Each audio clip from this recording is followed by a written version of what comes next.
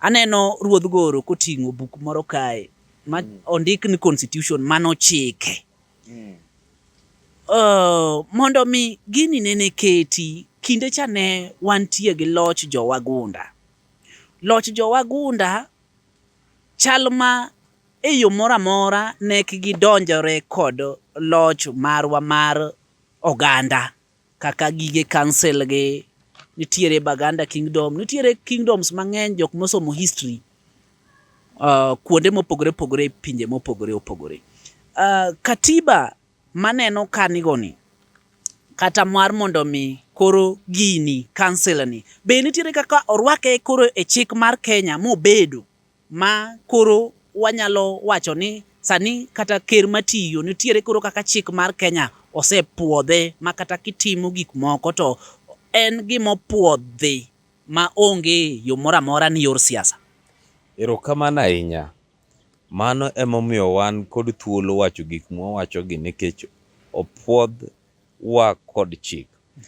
Luo Council of Elders king'iyo katiba ni mabende obedo registered gi sirikal ma Kenya bo Registrar of Societies kaka the Luo Council of Elders 21st Century and Beyond. Koro wan wabedo registered ma sirikal ong'eyo ni wantiere.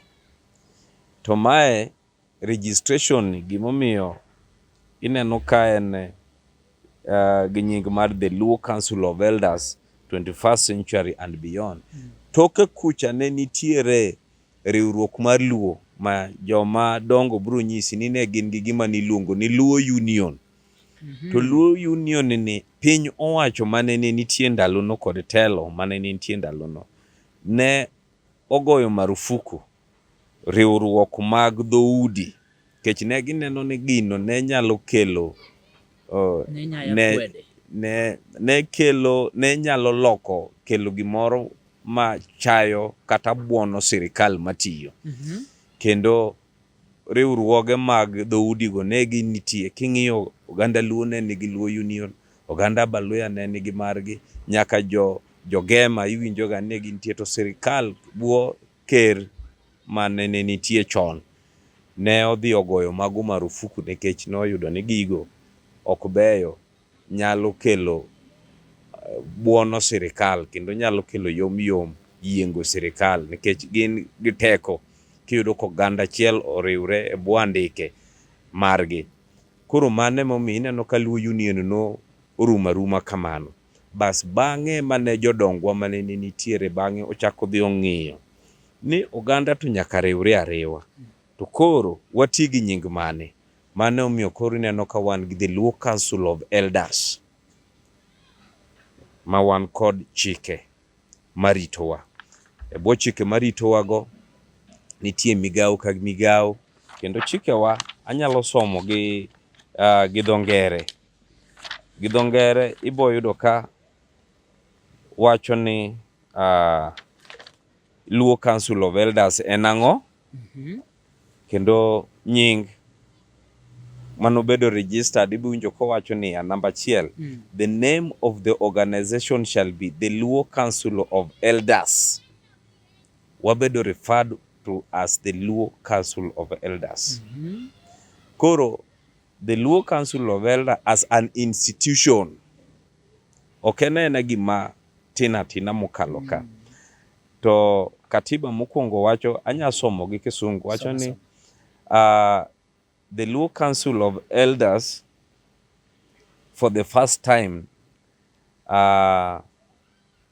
constituted into an institution with a set objectives and roles governing its management, roles and responsibility to the entire Luo community, regardless of place of domicile, in bracket residence, age, sex, greed, economic, political affiliation, and or social, economic, political status enjoyed by any member of the Luo community in the modern and fast changing socio-economic, cultural, and political environment in which the community must survive to and play an equal, effective, and dynamic role.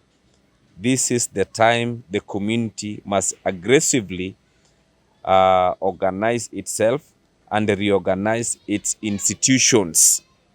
So kichako mokwongo kiwinjo gigo gi kisungu kikawo thuolo iloko olokni, tibro yudo ni community marwa kata ogandawa mar nyikwa Ramogi nong'iyo ni nitiere gik mane onego bed ni iloso ma ok ne dhi kare. Weche mag ohala, weche mag somo, weche mag dongruok, weche mag dak e yo makare.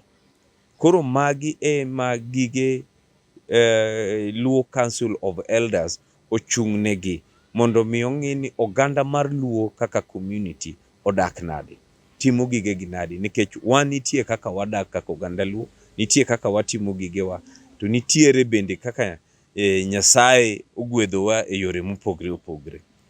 Koro mago e gik ma achiel kuom gik ma Luo Council of Elders kaka an institution ng'iyo.